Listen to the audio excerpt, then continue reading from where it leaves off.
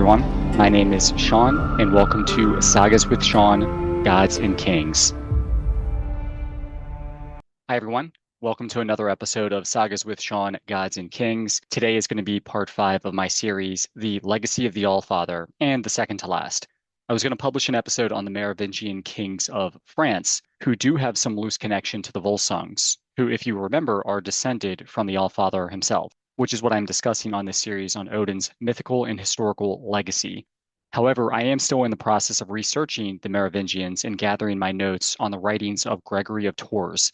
Additionally, I had 2 consecutive weekends of either visiting or being visited by family members, and I'm in the process of buying and selling a house. To sum it up, I need more time. So instead of delaying more than 2 weeks between episodes, I've decided to focus on another figure who is supposedly a son of Odin, a figure named Saeming. If you recall in our previous episodes, we covered the legendary beginnings of Sweden with the Yinglings and the legendary beginnings of Denmark with the Skjoldungs. Ragnar Lothbrok's line eventually claimed those kingdoms via conquest, with his descendants eventually forming the historical kingdoms of Denmark and Sweden. But what about the legendary Norway? We know that after the Yinglings lost Sweden to Ragnar's ancestor, Ivar the Wide Conqueror, they would eventually find themselves in another Scandinavian country, that being Norway, where Harald Fairhair of the Yingling line would form its first historical kingdom in 872 CE. So we have the historical creation of these 3 Scandinavian countries now, but we only have the legendary beginnings of 2 of them, leaving out Norway before the Yinglings arrived from Sweden. So that is where this figure of Saeming comes in. Now, there is not a lot of information on Saeming, so this could be a 10-minute episode. But the content of today's episode allows me a great opportunity to explain some more of the Norse myths, which will lead to this man, as he was also supposedly the son of the goddess Skadi, not just the son of Odin. Skadi is the daughter of a giant and also the wife of the Vanir god Njord, the same Njord who is the patriarch of the Yngling dynasty, who controlled Sweden after Odin's mortal death on Earth, according to Ynglinga saga. Since we know of Njord and Skadi from the myths, and since both a pseudo-historical Njord and Odin are on Midgard, this serves as not only providing additional context for the creation of the kingdom of Uppsala with Odin and the Yinglings, but also for maybe this rivalry turned, quote, friendship with Odin and Njord, and the 2 tribes of gods, the Aesir and the Vanir, and the war/treaty between them. So we can get started with what Snorri Sturluson says about this Saeming in his Prosetta prologue. Keep in mind that in both the prologue of his Prosetta and Ynglinga saga of his Heimskringla, Snorri describes a powerful man named Odin, who after receiving prophetic visions of the greatness of his family line, migrates north to Scandinavia from Turkey, allowing his family to settle in what would become kingdoms of Northern Europe along the way, with himself settling at Uppsala, which is in Sweden. To give an example, and as we have discussed previously on this podcast, per the very same prologue, when the Aesir are on their migration north, they reach Saxland, which would be in modern-day northern Germany. Snorri says this: Odin had 3 of his sons guard the country. One of them was Vegdeg, was a powerful king who ruled over East Saxland, his descendants forming the Anglo-Saxon kingdom of Kent in England. Odin's second son, named Beldeg, we call Balder, held the land in what is now Westphalia, whose descendants would form the Anglo-Saxon kingdom of Wessex. Odin's 3rd son was named Siggi, whose son was Reyrir. The men of this family ruled in what is now called France, and from them come the family of the Volsungs, which serves as a little sprinkled hint for my mentioned next episode, linking the Volsungs to the Merovingian kings of France. Then, right after this quote, Snorri mentions Skjold, the namesake of the Skjoldungs we discussed in our previous episode, and his family settling in Denmark. He then mentions a King Gylfi of Sweden. This Gylfi, being very impressed at the looks and customs of these immigrants from the south, seems to have given Odin and his family power in this kingdom, starting Odin's kingdom in Uppsala. This very same Gylfi is also mentioned as being the king in Sweden prior to the Aesir's arrival. As the prologue says, he then went northward to what is now called Sweden, where a king named Gylfi lived. When the king learned of the journey of these Asians, who were called the Aesir, he went to meet them, offering to grant Odin as much authority in his kingdom as he wanted. Now, in Ynglinga saga, it was more so that Odin and the Aesir arrived and Gylfi simply saw that there was no way to defend his land from them, suggesting that the Aesir strongly suggested that Gylfi should just give him his land through, quote, dealings with Odin. As it says, and then when Odin got to hear that there was good land to the east in Gylfi's country, he went there. And Gylfi came to terms with him because he deemed he had no power to withstand the Asaland people. Many dealings had Odin and Gylfi between themselves in cunning and charms, but the Asa people always won. So in either case, Gylfi felt compelled in some manner to give his land in Sweden to the Aesir, starting the Yngling dynasty that we have discussed often in this podcast, which eventually leads to Harald Fairhair of Norway, as I mentioned. But that is not important for this episode, because then the next text in the prologue says that Odin continued northward even more. It says, then he went north, continuing until he reached the ocean, which people believed surrounded our lands. There, in what is now called Norway, he placed his son in power. This son was named Saeming. And Norway's kings, as well as its earls and other important men of the kingdom, trace their descent to him, as it is told in Hiligatel. Now, before we get into Saeming's also equally brief mention in Ynglinga Saga, I'm going to dive into the myths and the background of the Aesir and the Vanir, which, if the Norse myths had a timeline, would most likely take place relatively early on in the story of the gods, where there was initial hostility, but then a peace. But before I get into the war in Ynglinga Saga right now, I will focus on two sections of Gylfaginning, then two from Skadskaparmal, which are parts 2 and 3 from Snorri's Prose Edda, where I dive a little deeper into the Vanir gods and introduce the goddess Skadi. So on to chapters 23 and 24 of Gylfaginning. The section titles are Njord and Skadi, and then Freyr and Freya. It says, the third god is named Njord. He lives in heaven in a place called Noten. He rules over the movement of the winds and can calm sea and fire. Njord is not of the Aesir family.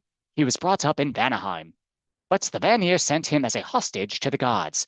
In return, they took a hostage from the Aesir, the one called Honor, and his exchange contributed to the peace between the gods and the Vanir.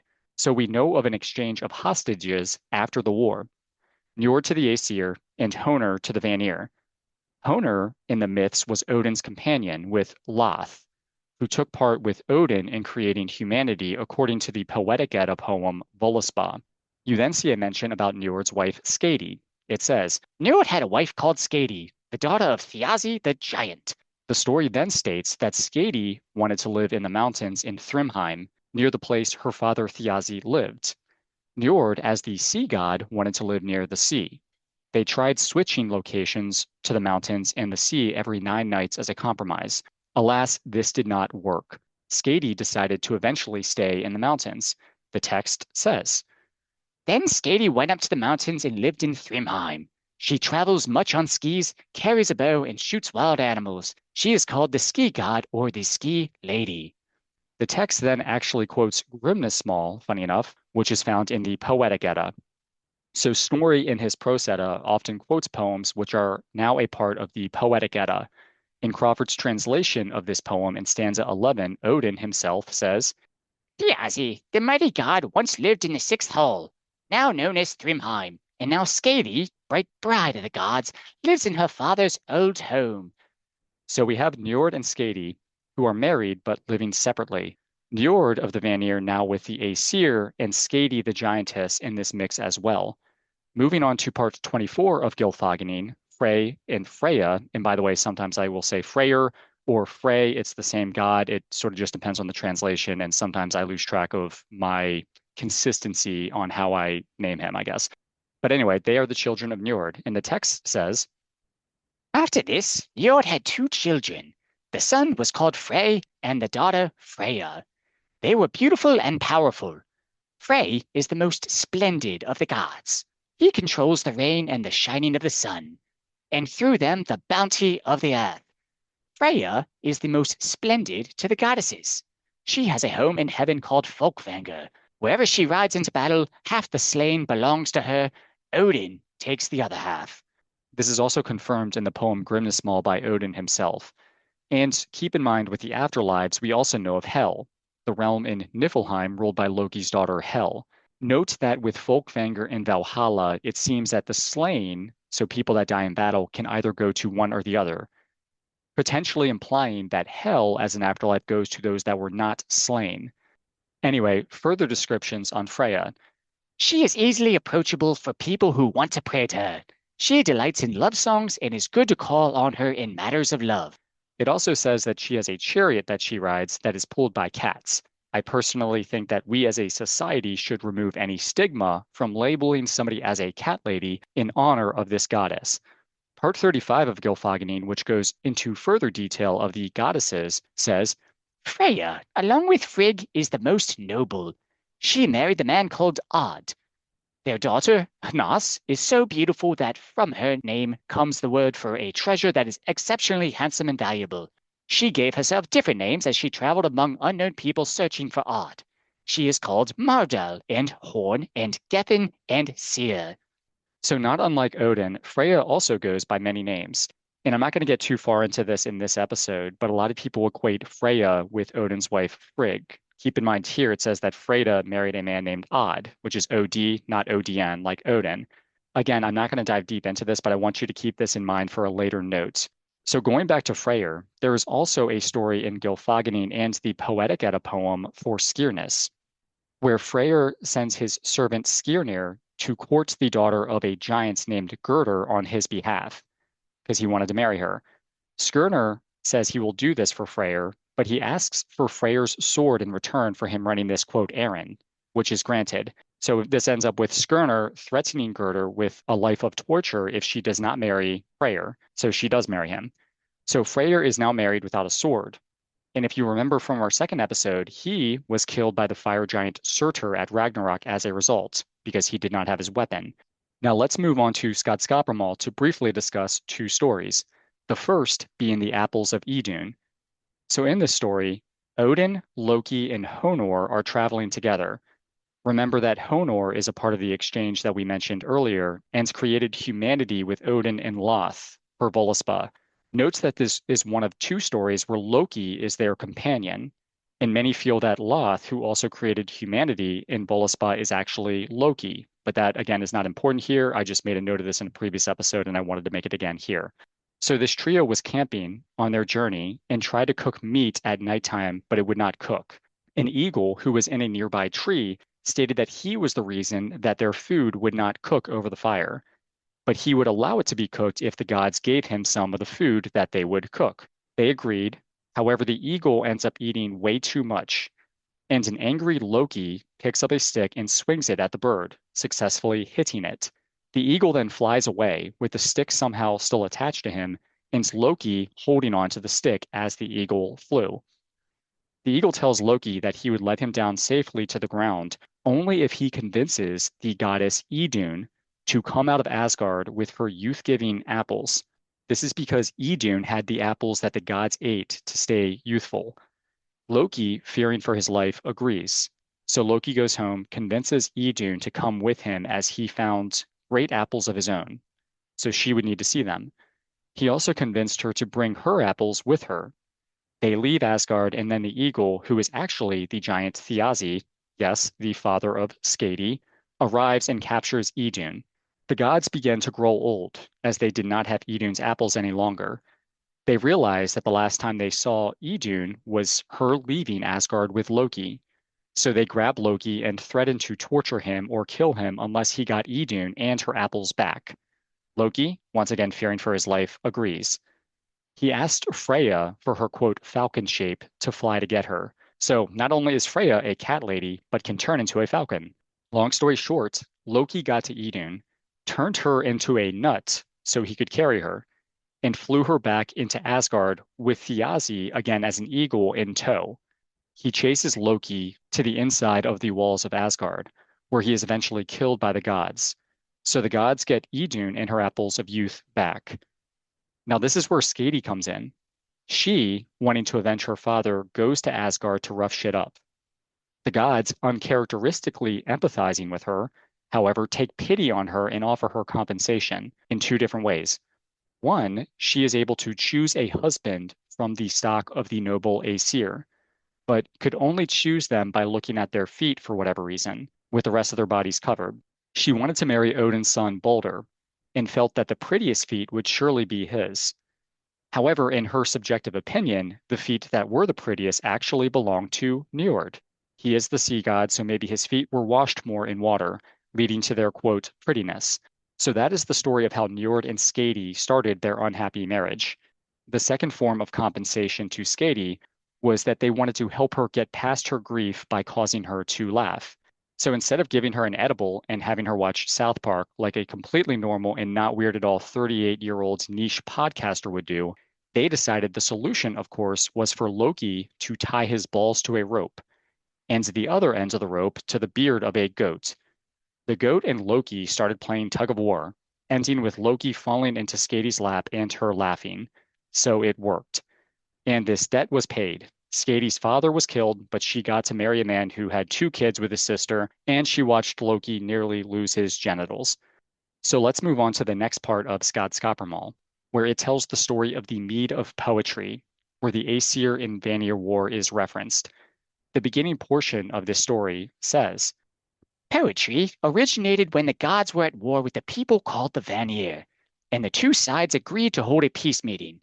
They reconciled their differences by the following procedure. Both sides went to a vat and spat into it. At their parting, the gods, not wanting to lose this mark of the truce, took spittle, and from it they created a man called Kvasir. He was so wise that nobody could ask him a question that he could not answer. so Kvasir was eventually brutally killed by 2 dwarves, and the blood from his body was used to brew mead, and whoever drank it then had the power of poetry. Odin then sought the mead, which at that point was in the hands of a giantess called Gunnlod. Odin seduces her to get to the mead, and while in her chambers, he grabs it and escapes, giving him the power, as I mentioned, to speak poetry. There is also another story of Odin hanging himself from Yggdrasil for 9 nights in an effort to learn the runes. So he learned the ability to artfully speak verbally and via writing, and the ability to do either seems to have power in this world. Also, as we know that Odin has a desire to know everything, so having this mead at this point was very important to him. Anyway, that's all that we're going to be discussing from the Prose Edda. To give more context on the Vanir and their war/treaty with the Aesir, we're going to move on to Ynglinga Saga, which gives us insight to the war itself. Section 4 of Ynglinga Saga, and I'll skip some of this to focus on the relevant parts, says, Odin went with his army against the Vanes, but they withstood him and defended their land. Each of them in turn was the winner, and when they both became weary of it, the war, they arranged a meeting to make peace and gave each other hostages. The Vanes gave them their highest men, Njord the wealthy and his son Frey, and the people of Asaland in return gave them the man called Honor, whom they thought well fitted to be a leader. With him they sent Mimir, the wisest of men, and the Vanes in return gave the wisest of their men called Kvasir. so somewhat of a different timeline and chain of events with the hostages and the intro of Kvasir.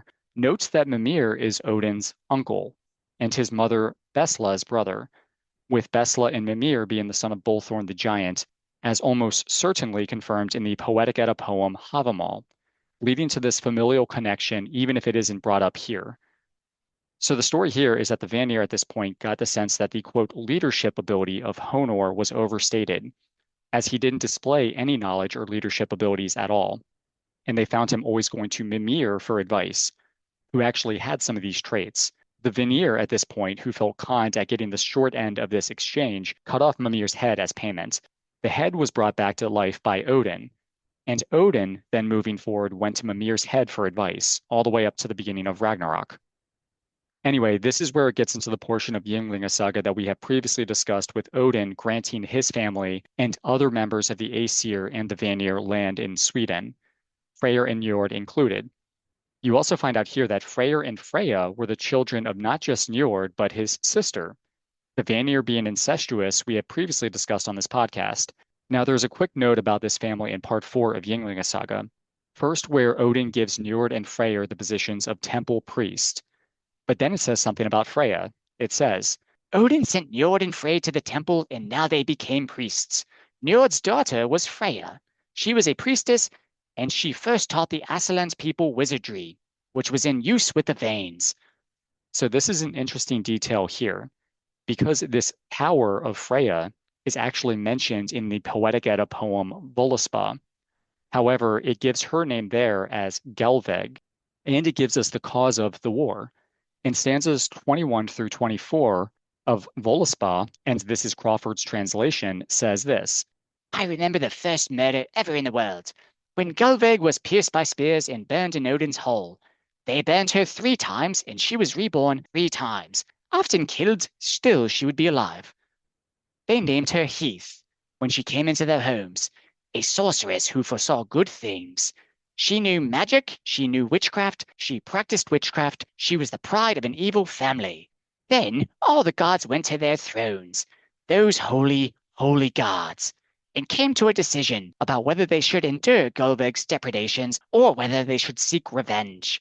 Odin let a spear fly and shot it into the fray. That was the first war ever in the world. The outer wall of Asgard was broken. The Vanir knew war magic, and they trampled the valleys. So Gulveg slash Freya's abilities seem to initially scare the Aesir. However, I mentioned a link between Freya and Frigg earlier, implying that there is a potential marital connection between Freya and Odin.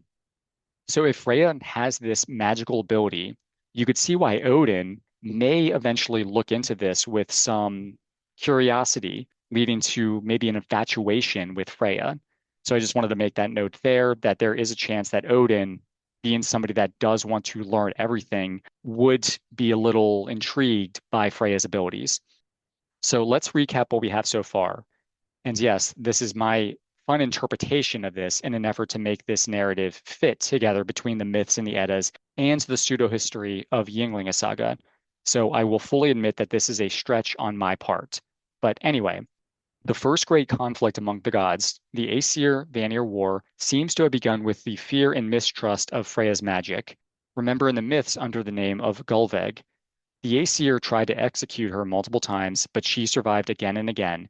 And from this tension erupted the first war in the world between the two tribes of gods. Both sides fought to exhaustion, neither able to win outright. In the end, they sealed peace through an exchange of hostages. Njord and Freyr joining the Aesir, while Honor and Mimir went to the Vanir. But when the Vanir realized that they had been tricked because they felt Honor was an idiot, they killed Mimir and sent his head back to Odin, who preserved it with magic and kept it as some type of oracle. From this fragile peace came the arrangements where Njord and Freyr were given authority in Sweden, with Odin himself at Uppsala.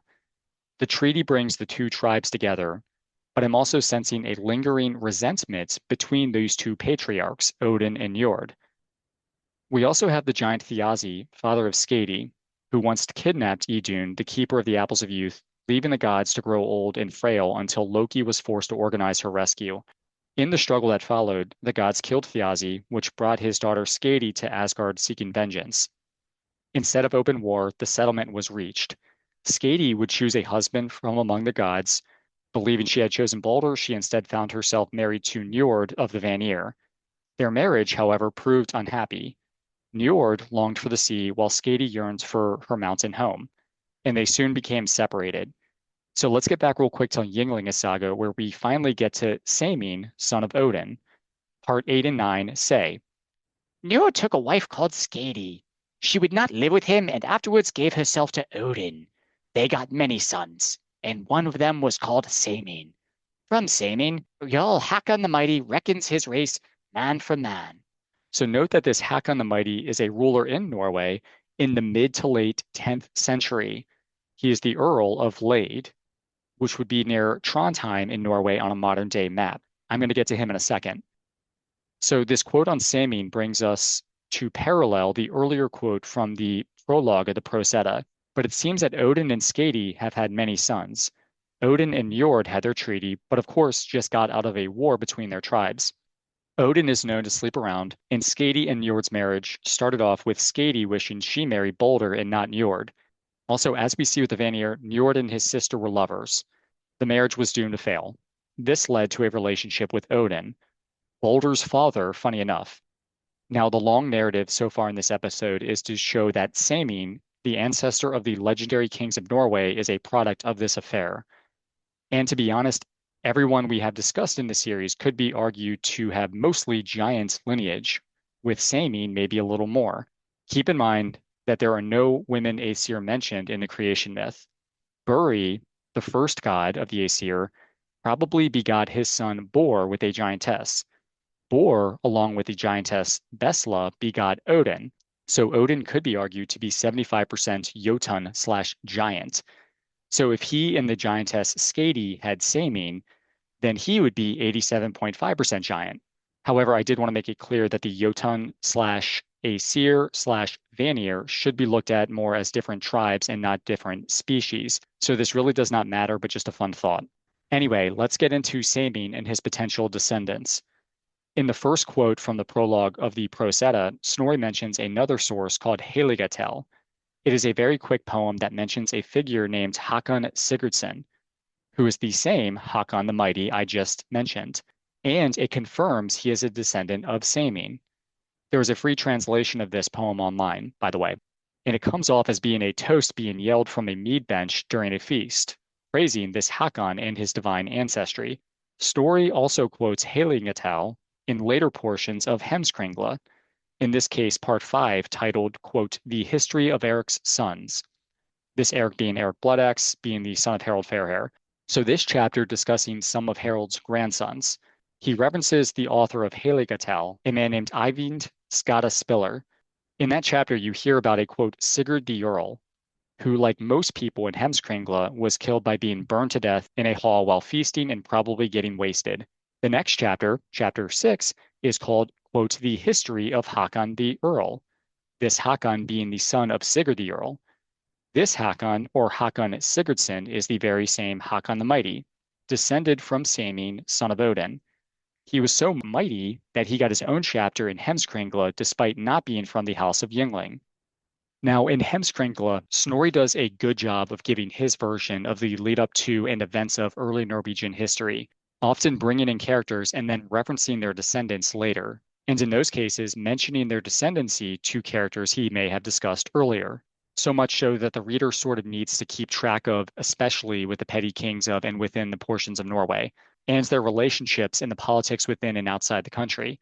So he does discuss Hakon and his father's ancestry a tad. As mentioned, Snorri does a great job, as a lot of saga authors do, tying it to family trees, completely unlike Shawn from Sagas with Shawn, Gods and Kings. So going to an earlier portion of Heimskringla, in this case in chapter 3, quotes the history of Harald Fairhair, you hear about a man named Hakon Grotgardsson, Earl of Lade. And the text states, Hakon Grotgardsson, Earl of Lade, had all the rule in Trondheim when King Harald was elsewhere in the land. After his death, his son Sigurd took over the country and became Earl in Trondheim, and he had his seat in Lade. With him were brought up King Harald's sons, Halfdan the Black and Sigurd. So some of Harald Fairhair's sons were fostered with Sigurd, Earl of Lade, showing a diplomatic relation between the king and his Earl. I haven't really gotten into the aftermath of Harald Fairhair's death in this podcast yet. However, he had many sons with many women. One of his sons, we have mentioned, was Eric Bloodaxe, and he was king slightly before and after Harold's death. Another son was named Hakon, who was fostered with King Athelstan of England, who was the first king of a unified England and grandson of Alfred the Great of Wessex, who repelled the great heathen army of England. Upon Harold's death, Hakon went back to Norway and became an ally of this Sigurd the Earl, who as a powerful noble led to Hakon's rise over his half-brother Eric Bloodaxe, eventually with Hakon becoming the first Christian king of Norway. Keep in mind that he was fostered in the court of England, which was Christian at this point. Part 4 of Heimskringla is actually called, quote, The History of Hakon the Good. Anyway, so right now we have Hakon the Mighty, his father Sigurd, ally of Athelstan, and his father Hakon Grotgardsson. There is an earlier portion of the history of Harald Fairhair which says, In King Harald's army there fell his earls Asgot and Asborn, and his kinsmen Hrothgard and Herlong, sons of Hakon Lade Earl. So does this mean that Hakon Grotgardsson is the son of Grotgard, son of Hakon Lade Earl? It would make sense. And you have the term Lade Earl, so there's potentially two more to add to this line. In either case, Hakon Grotgardsson would certainly have a father named Grotgard, so that makes sense to me. But it also mentions kinsman. So does this quote mean that he is kin with Harold himself? potentially linking Harald, king of Norway, also to this Saeming, son of Odin? The answer is no. But there is another potential kinship to Harald, not via blood, but marriage. In an earlier part of this story, part 7, you get these quotes. And again, this is before Harald unified Norway. So this was before his early military expansion. It is said that Jarl Hakon Gradgodson came to King Harald west from Jar, and had many men to help King Harald. Later in part 9, it says, That winter he took to wife Asa, daughter of Jarl Hakon Gradgodson. So this, quote, kinship was due to Hakon Gradgodson being Harald Fairhair's father-in-law. Going to part 17 of this saga, the history of Harald Fairhair, it says, Then he, Harald, got his first children. By Asa he had these sons, Guthorm, who was the eldest, Halfdan the Black and Halfdan the White, who were twins, and Sigfrod, who was the fourth. They were all fostered in Trondheim with great honor. So if you remember from our first episode, Halfdan the Black was also the name of Harald's father. So 2 of his sons, the twins, were named after their grandfather, with one being Halfdan the Black and one being Halfdan the White instead. But what is interesting here is that now we have a connection from Saeming, son of the gods Odin and Skadi, and the historical kings of Norway. Since we know that Hakon Gradgodson, potential legendary petty king of Norway, before Harald's unified rule, and his daughter and 4 grandsons, Guthorm, the 2 Halfdans, and Sigfrod. So fucking A. We have those 4 sons of Asa, daughter of Hakon Gradgodson, certainly son of a Gradgard, who is maybe the son of another Hakon. Yes, there are potentially 3 Hakons in this line, and we also briefly mentioned Hakon the Good, other son of Harald Fairhair.